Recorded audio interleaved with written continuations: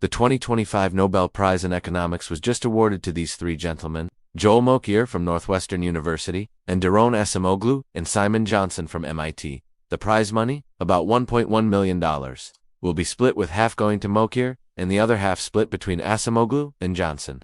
And what did they win it for? For their combined work on explaining innovation-driven economic growth. Now, you might be thinking, what's so special about that? We all know the Industrial Revolution and new technologies led to higher economic growth. But wait, saying technology makes us richer isn't a Nobel-worthy insight. What made their work so groundbreaking was identifying that constantly compounding technological progress is actually a historical anomaly for most of human history. That just didn't happen. Think about it. We see this graph of economic growth skyrocketing after 1760 and think it's obvious.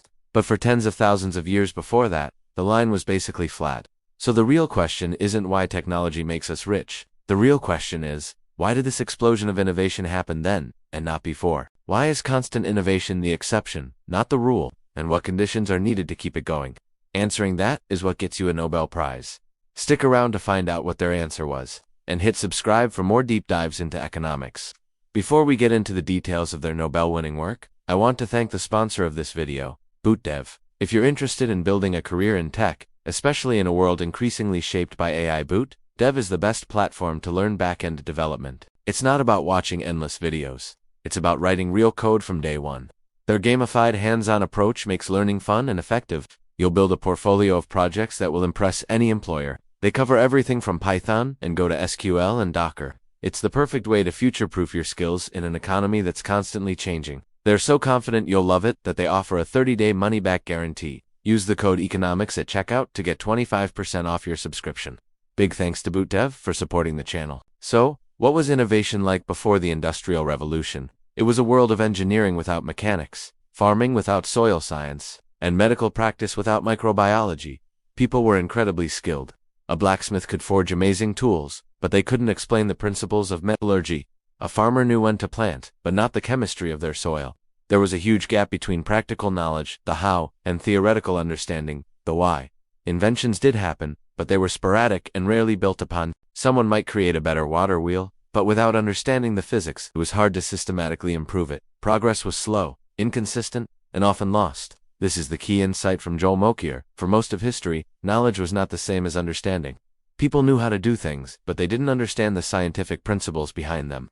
This lack of a theoretical foundation meant innovation couldn't compound. It was like trying to build a skyscraper with no blueprints. So what changed? What was the breakthrough? The Enlightenment. This period in the 18th century was the game changer. For the first time in history, it brought theoretical and practical knowledge together. Thinkers, scientists, and artisans started talking to each other. Scholars who understood abstract principles of physics and chemistry began collaborating with mechanics and engineers who knew how to build machines. This fusion created a powerful feedback loop. Theory would suggest a new way to build something, and practice would test it, revealing new problems for the theorists to solve.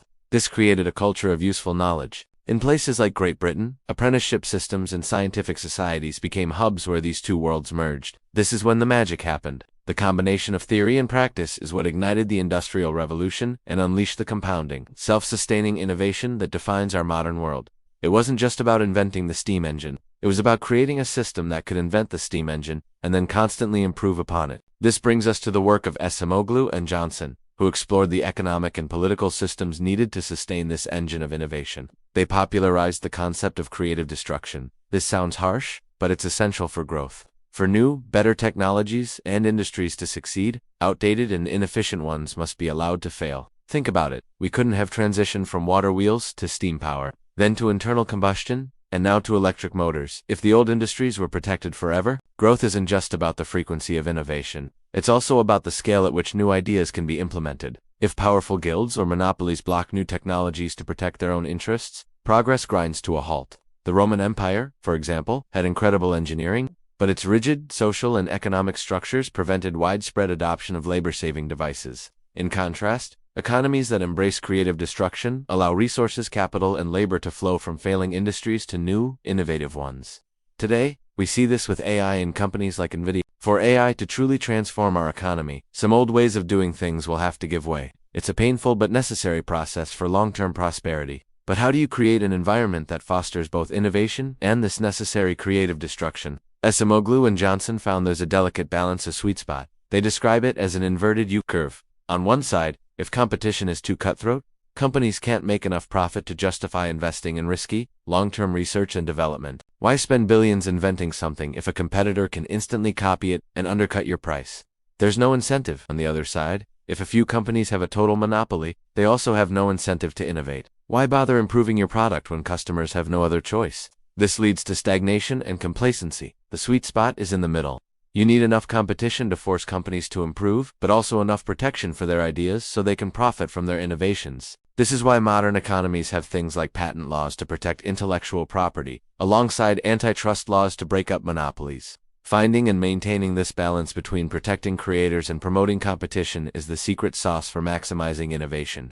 So, how does all this apply to the biggest technological shift of our time? Artificial intelligence. The framework of these Nobel laureates gives us a powerful lens to view the future. AI represents an unprecedented leap in making theoretical knowledge accessible. You no longer need a PhD in a specific field to access and apply complex information. This dramatically lowers the barrier for that crucial merger of theory and practice. Someone with a practical problem can now use AI as their theoretical expert, potentially accelerating innovation at a scale we've never seen before. But this also brings us to the dark side of creative destruction.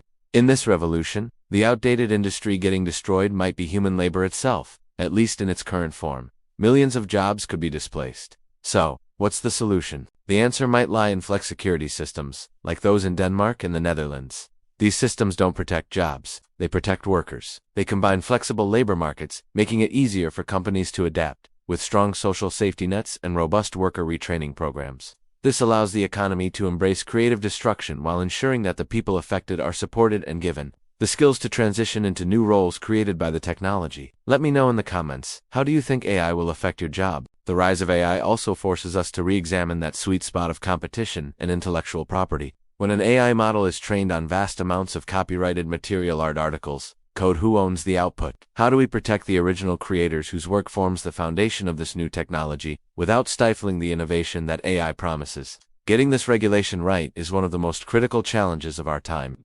We need to strike that balance between protecting IP and encouraging the progress that benefits society as a whole. Now, no Nobel Prize is without its controversies, and this one has a few interesting ones. First, there was a betting scandal. For years, people have been betting on who would win, and this year, the odds for these three winners suddenly skyrocketed just before the announcement, leading to investigations into a potential leak. Second, the Nobel rules themselves are feeling a bit dated. The prize can only go to a maximum of 3 recipients. But modern science, especially in fields like economics and physics, is incredibly collaborative. Major breakthroughs are often the result of huge teams, not a few lone geniuses. This rule forces the committee to pick a few representatives, often leaving out dozens of key contributors. This also brings up the fact that there's no Nobel Prize for computer science, a field that is arguably driving more economic change today than any other. This has been a point of contention for decades. These controversies highlight how the institutions that celebrate innovation sometimes struggle to innovate themselves. So, let's recap the key takeaways from the 2025 Nobel Prize in Economics. First, sustained economic growth is driven by innovation, which requires the fusion of theoretical understanding and practical application. Second, economies must embrace creative destruction, allowing old industries to fail so new ones can rise. Third, to maximize innovation, we need to find the sweet spot between protecting intellectual property and fostering healthy competition. And finally, as technology like AI displaces workers, we must build systems that support them through the transition. If you found this explanation helpful, please give this video a like and subscribe to the channel. We have a whole playlist explaining the economic prizes going all the way back to 2022, so be sure to check that out. Thanks for watching.